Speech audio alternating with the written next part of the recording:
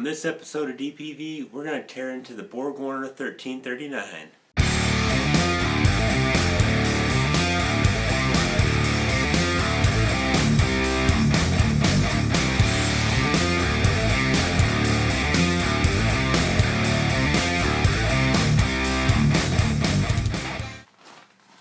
Alright, there it is in all its glory. Drain the oil out of it and try to get that thing tore out.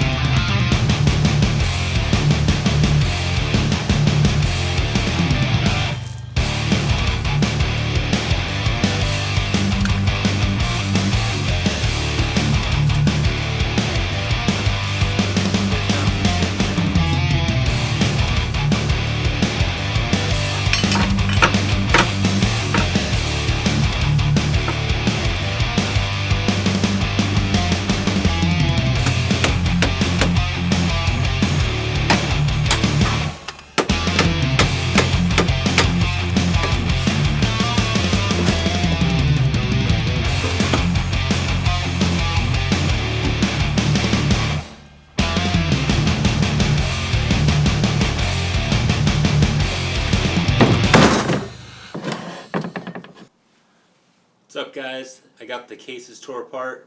My spare case actually has the full-time unit with the clutch, and like I said, the case that came out of my Jeep has the mile marker part-time kit in it. So I'll tear those two things apart and show you how they work.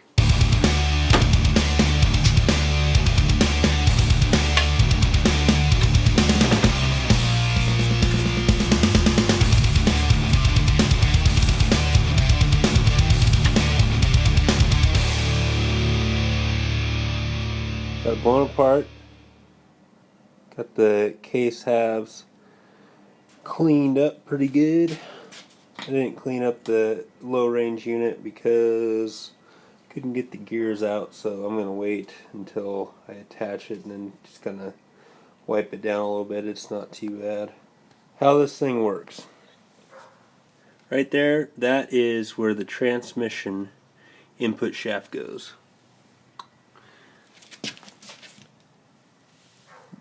It actually goes all the way through this gear, out the back of the rear case half, and then into the low range unit. This sprocket here, you can see that's what connects it to this gear. This sprocket lines up with these teeth right here. Then that turns the chain and hits the front and rear output shaft. And so this is a full-time four-wheel drive case. You can see both the front and the rear outputs are on the passenger side. And so from factory, the front and rear diffs are also offset to the passenger side, which is kind of cool because then you can run all your obstacles, all your higher obstacles, on the driver's side and know that you're not going to get hung up on your diffs. The sucky thing is this chain is always under tension, and that's why they stretch and wear out. Where on other chain-driven cases like an MP231, when you're in two-wheel drive, the chain's not under tension because you're not running that front axle. It's only under tension when you're in four-wheel drive. But this case, that chain's always under tension. But it's a pretty wide chain compared to like a MP231. Now, let me get this up on the bench and I'll show you the difference between the mile marker part-time kit and the factory full-time unit. Okay, so this is the factory full-time unit. This is where the transmission output shaft goes through that gear, and then it transfers the power over to the front and rear outputs. You can see this basically has a differential inside, and then it's got this conical friction disc, like a limited slip. Here's the what the other part of that friction cone looks like. So that just slips in there, and when it's all bolted, there's a lot of pressure that pushes this cone inside of this cone, giving it like a limited slip. And so that's how you have kind of like the full-time four-wheel drive that you can drive on the pavement. Now, there's a vacuum actuator that will lock this into like a true four-wheel drive, and I'll try to show you what that looks like. You can see in here there is a little gear. Okay, that lines up with those teeth there. Now, this thing is bolted solid to this gear right here. Under the normal situation, we're running through this cone limited slip, and it's not fully locked with this front output shaft. Right now it's in the unlocked position. You can kind of see a little space in there. This vacuum actuator moves this fork. There's a shift fork like that attached to this vacuum actuator. See that move forward? See that move forward? It moves forward and locks onto this gear, which locks on to the big gear, making it fully locked instead of running through the limited slip. Alright, so this one is the mile marker part-time kit. You can see it does not have that limited slip unit. This also looks a little bit different. Same actuator.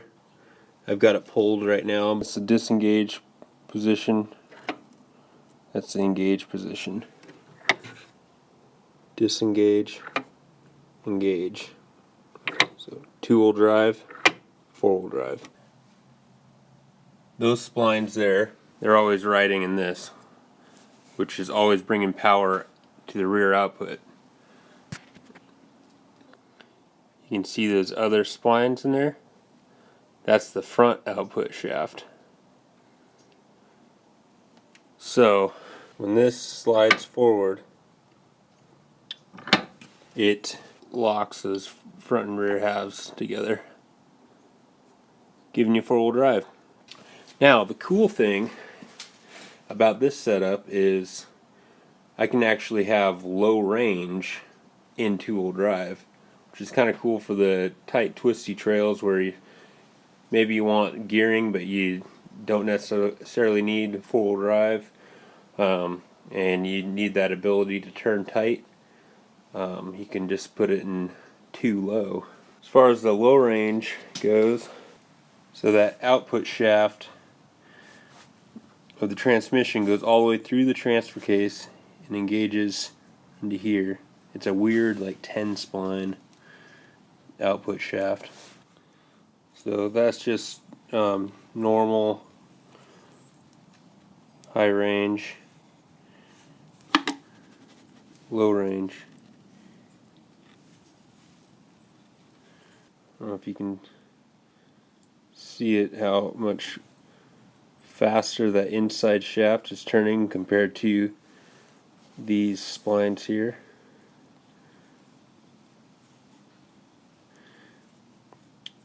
Just runs through that planetary. So that's what the planetary looks like.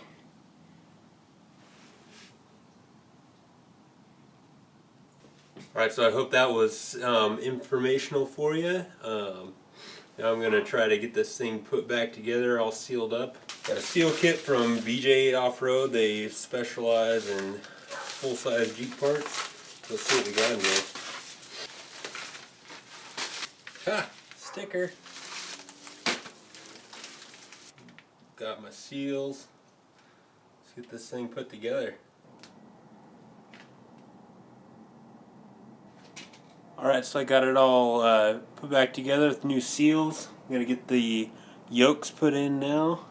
It's going to be really nice to, not have all that dirt falling in my eyeballs when I'm putting this thing back in. So that'll be really good.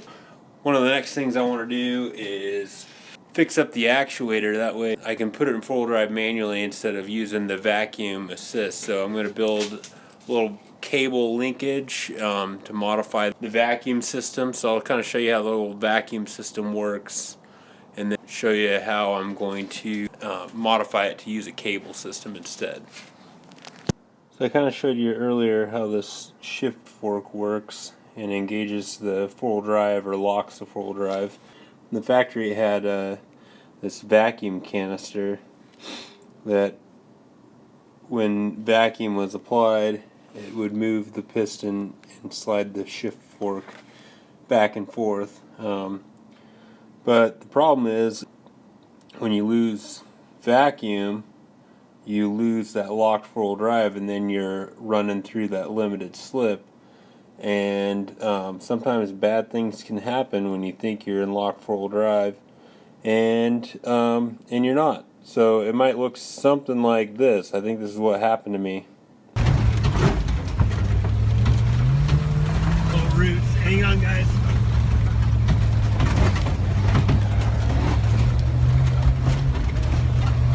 How's Abe doing? She's just chilling. This was supposedly a shortcut. Yep.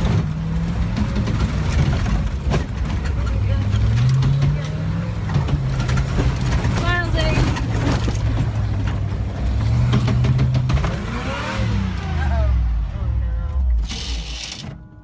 So anyway, I'm going to modify it. Here's what the rod looks like with the canister pulled off. I'm going to try to adapt some linkage to this. This plate here covers it. I'm going to try to weld a tab coming off the top of there with linkage running this way. We'll run the cable this way, which will pull a lever that goes here and slide that rod back and forth to engage the full drive. So let's see if I can figure that out.